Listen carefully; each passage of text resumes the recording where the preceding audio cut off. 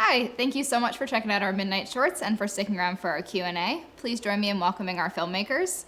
We have Ryan McGlade, director of Haas. Hey, what's up, guys? I'm Ryan. I directed Haas. Hello. We have Eric Ogden, director of Motel. Hello, everyone. Thank you for watching Motel. I assume you did. We have Richard Jones, director of Oh Dear. Hello, I'm Richard with Oh Dear. And Alexandra Serio, director of Tingle Monsters. Hi.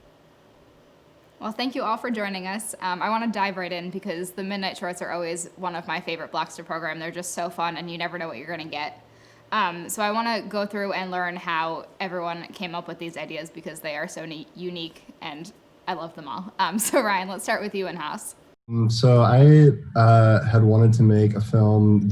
We shot the film in my grandparents' house in like rural Western Pennsylvania, like shortly after they passed away, and I wanted to make a film at that house for a really long time. And my mom told me that she and her siblings were going to sell it in like 2 months. So I was like, okay, we have to like just make something now, like whatever it is, like we're just going to make it. And I wanted to make like a sort of spiritual or like ghostly film in that house because it always felt haunted to me. And so that was sort of where I built it. And then the guy who played Haas, the lead character, was just like a guy from around the area who was like friends with my grandparents, and he actually is like a church altar server in real life. And so that I just sort of took his life and like transposed it onto, the story that I was thinking about telling in that house. So that was sort of the genesis of it. That's so fun. And then Eric with Motel, how did you come about with these sisters trapped in there and trying to fight some demons? Exactly. I mean, it's actually a pretty old script. I think the first draft was written 8 years ago. And it just goes to show that, like, as a creative person, sometimes the creative process is not linear, and that, ideas can get set aside and worked on for years and come back and this kind of thing. But it actually was a script I gave to a cinematographer friend a few years ago, and he just kept bugging me. He was like, man, we got to shoot this. This is good, And so finally, there was a moment where I sort of had enough money and felt like I had the facilities, and I found the motel, which is really the third character in the film. They're the two sisters, and then the motel is really the other character. And it took me a year of scouting to find the motel. And it's perfect. But there was a whole long way of sort of finally getting it. And then when we got it, it all came together really fast. So it was really, and the idea comes from, definitely there's personal, it's strangely a personal film, but at the same time, I kind of wanted to fit it within the genre of sort of horror, play with the genre conventions of horror and psychological thriller and that kind of stuff, and be able to have fun with it while, creating an emotional experience. That's fun. And then Richard with Oh Dear, it's such a quick film, but it hits you right off the bat. Where did you come up with this idea with you and your son? Initially it started off as a filmmaker friend of mine mentioned like hitting a deer with another producer filmmaker. And I wrote it as like this broad comedy about like these two hipsters that kill a deer and then try to kill it with a Volkswagen key. And then it just didn't have any gravitas to me. And so that's my son that's in the film. And for me, I got the idea of like, if you make this a parent and trying to make it a teachable moment and it kind of goes sideways, that felt more real to me. And so I was like, I want to make something funny and weird because I'm kind of funny and weird. And that kind of just hit the point that came together for me. I think we're all just a little funny and weird, especially in this day and age. Hopefully, that's what I tell them. More every day. And then Alex with Tingle Monsters, it starts out as what you think is just a typical ASMR video that takes a very deep, dark turn. Where did this idea come from? I watch a lot of YouTube. YouTube has really supplanted what I would consider as like linear television for me. Haven't owned a television in like 15 years. So this cult of personality YouTube bubble that's emerged is just super fascinating. And on the forefront of that is really ASMR. It's really pushing multiple kind of elements of video work forward. And I think that it really delivers on the promise of VR in a way that's meaningful because it's a central nervous system response without a headset. So I watch a lot of ASMR and it's always so funny. It's like, it's a comely looking person whispering at a camera, simulating touch, etc. But, what would happen if someone was in the room? What would happen if like a very slow, suspenseful, attacker would present themselves? And I really wanted the film to be a question mark at the end. Was this YouTuber doing this for views? Was it an actual attack? Was it planned, etc.? So I really wanted to leave it open to the audience's like interpretation of what had happened, because it's really in this day and age we really have to ask ourselves, what we're seeing online, no matter whether it's from a considered source or from entertainment, is it real? And I think that's really important. Yeah, especially in this day and age, it is easy to fake pretty much anything. Anything, yeah. That's great. And then with all of your shorts, the tone is so important, both from the writing to the acting. So I'd love to hear from each of you a little bit about, I guess, finding your voice, incorporating that into the script, and then working with your actors to make sure that it comes across the way you had imagined it. So we'll start with you, Ryan, and Haas. Yeah, so I mean, I didn't have like a traditional script for this. I kind of like wrote like a 1-page or like 1-paragraph treatment and like some sort of like placeholder dialogue, basically. But all the, like, I worked with my DP to like very carefully like compose every frame, but then the actual like interactions within the frame were sort of mostly improvised. And like, for example, like my mom is in the movie. She is like the owner of the house originally, who's like speaking to Haas in the yard, and then she comes back at the end. And that whole interaction out in the yard, like after the funeral between Haas and her, we just like, they went through the placeholder dialogue, but then we just kept the take going. And then the part that ended up in the cut was like probably,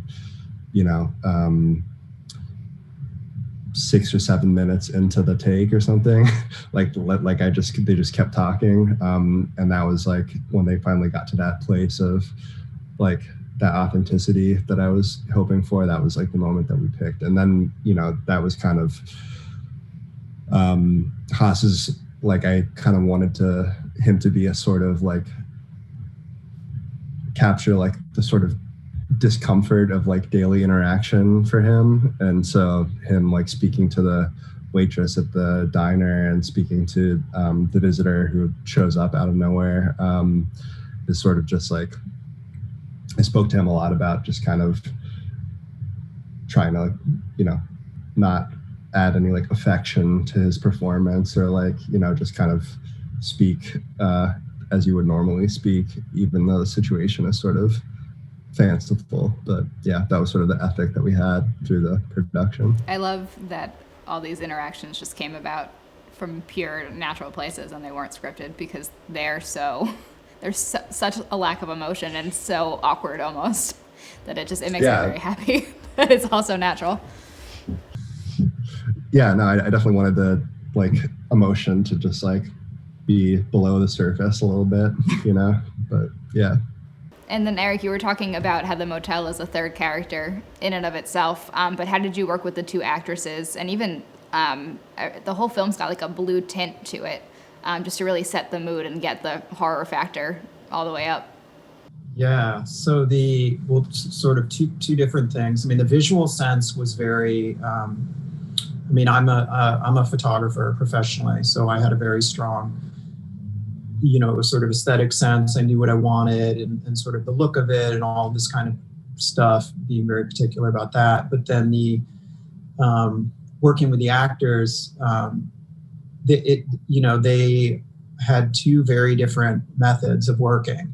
And so, this is probably common that you just sort of, you have to sort of adapt to, and this I've learned from just photographing tons of people too, that everybody has their own process. And you just sort of, you're figuring it out in the moment, where somebody wants to, like a lot of input or to be talked to and all this kind of stuff. And the other person will like do the take and go back to their room. And they're like, I'll see you, when you call me for the next scene or whatever. And so really, it was a lot. The most of the work was done in preparation. So it was really for the character for Danielle, who played Caitlin, the older sister. She got everything she needed from the script. I mean, she like understood it. We had sort of one screen test, and she's done television and some film, and so she asked a few questions, but otherwise she was just like in it. And then Meredith, who played Carrie, I really worked with her to kind of build the character, because there were a lot more layers and this sort of question of like mental illness and what is really going on with this person. So we did a lot. I did a lot of research and fed her a lot of like media, and we had conversations and things like that, and that was very helpful for her process. Yeah, they came out beautifully, both of their performances, and I'd imagine it's very easy to get very over the top when you're dealing both with portraying mental illness and just in a horror film. Absolutely, and that was the whole. For me, the film hinges on this sort of fine line of like, what is real?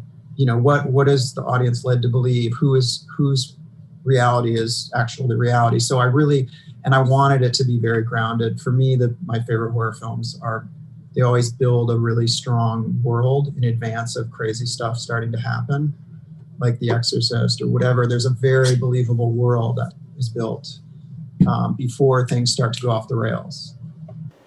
Yeah, for sure. And then Richard, with Oh Dear, it's you and your son playing father and son.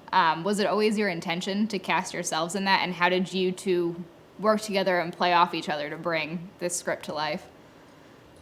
I mean, it was really fun. It was always my intention for us to work together. I think a lot of times with film, I feel this tension of it's taking me away from my family. And so the idea of creating something that is, fun for me and also creates memories with my son was important to me. So I didn't do any other casting there. And I think even kind of helping him understand genre and the background of how a movie works, like rehearsing the scene where he crushes my head with a rock in our living room, because I also didn't want to completely scar him with my movie. And that was my wife's fear, was that, what are you doing to our son? And then it was fun. I think also part of using your son, like you can keep him out late and not have to worry about what it was all night shoots, and I knew I could keep his availability and I didn't have to work around other schedules. And so that was easy. And then I think I also wanted to create a lot of the awkwardness that we have as parents. There's so many moments that are in the car where you're asking, like, you're trying to dig and trying to be that good parent, and you just feel like totally out of your depth at times, because it's like, cool, yeah, and I'm like, I don't know, am I sucking right now as a parent, but also trying to have that earnest. Anyway, so there was a lot of that kind of went to, I felt like an earnestness and, kind of the silence of the car. And then when they get out of the car, it's a louder, it's a more saturated world that they're going into. Yeah, I totally felt that awkwardness in the car and was like flashing back to childhood car rides until, shit hits the fan and there's a deer involved. But it felt very grounded up until you get stabbed by a deer. I don't know how else to put it. It could happen, Well, there's these lessons you try to teach your kids, and then they try to throw them back at you in ways that you're like, no, not like that. And they're obviously, this is a way bigger example of that. But you're just basic things, and then they'll repeat the same thing back to you in a different context. And you're just like, no, like, anyway. So, and that's, my character's like, no.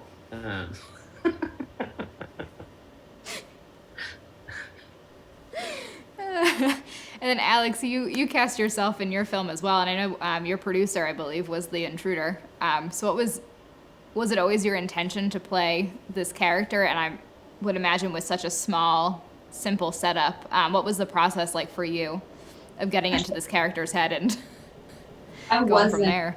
I didn't cast myself. I cast an actor that got a day gig on an HBO show.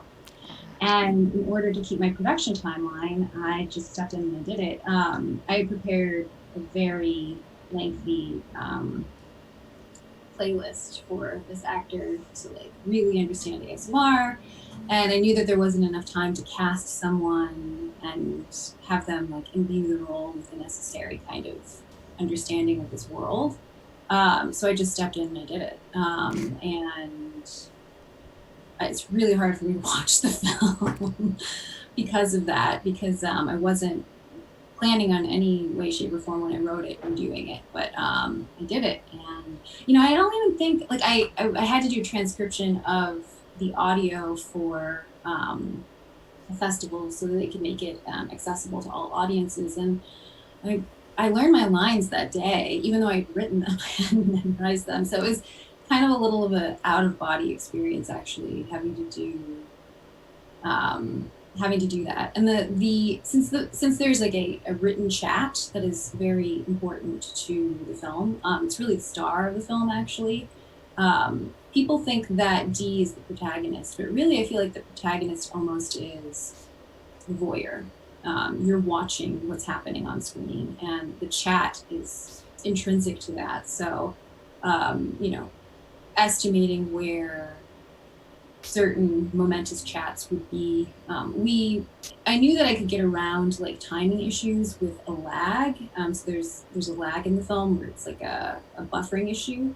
So we could speed things up, slow things down, hide cuts in that, and it turned out really well. It looks like we were very buttoned up in production, but I just had a really, really fantastic editor with really great VFX knowledge. So but it was strange stepping into the role of Dee, because I did not plan it that way. I can't even imagine, and I don't think I realized until recently that it was you in front of the camera as well. Yeah. It doesn't feel like me, but it was a challenge for sure. Well, it came out wonderfully. Thank you. I think that may be all the time we have, unfortunately, and I wish we had more because I want to just keep digging into these shorts. But I want to thank you all so much for joining us and for sharing your films with us.